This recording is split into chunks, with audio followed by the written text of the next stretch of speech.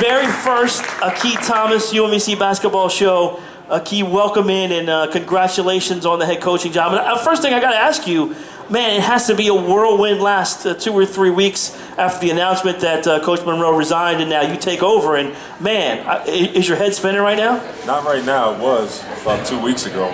Now we're pretty much settled into what we're trying to do in practice and things like that. But the first week was crazy, but we got through it. The guys have been great. The guys have been working hard and been positive. I mean, the kids are more resilient than you think.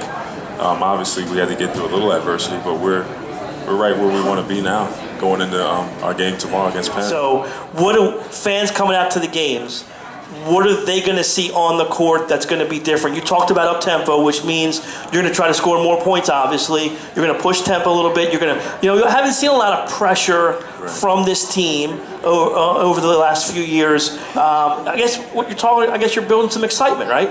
Trying to. We hope to build some excitement. We're gonna get out and pressure the ball as hard as we can. When we get the rebound, I think we had a very good rebounding group.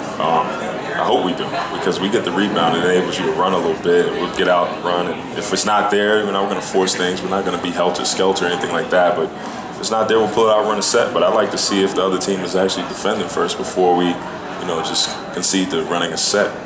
When you talk about pressure, you need guys, you need bodies to do that. You can't expect 5, 6, 7 guys in a rotation to be able to do those kind of things for the first time in a while. I mean, you look at your roster and you go 10, 11, 12 guys deep. Right. Talk to us about what your rotation you're thinking about, what your depth is going to be, and how confident you are in that depth. Right now, it looks like about 9 guys, 9.5 guys. And I like the fact that we can do some things differently. I think some of the players that we have that can kind of fit a couple of different roles. I mean, you talk about guys like Adrian Satchel, Malik Gardner.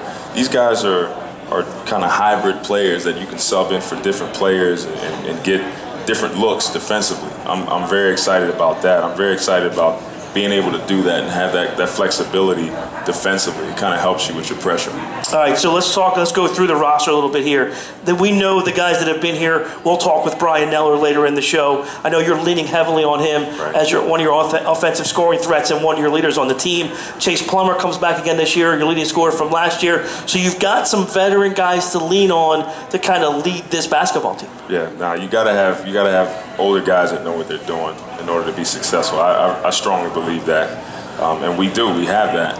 I like the fact that we're a senior-laden team. Brian Neller, you mentioned his name. He's going to be somebody that we do lean heavily on. I mean, he's been there, done that. He's been around the block. He obviously is a very, very good basketball player, very good shooter. So he's going to have a huge role in any kind of success that we have. Well, obviously, you want to score, but I think defense is an important part of the game. I know I've heard you in other interviews talk about getting Chase Plummer excited about playing defense. But I know you've got some guys as well, especially Malik Garner, who, from what I hear, loves to play defense, loves to get up in a guy's grill. So, I mean, you got to bring that intensity, that toughness back to this group defensively, right?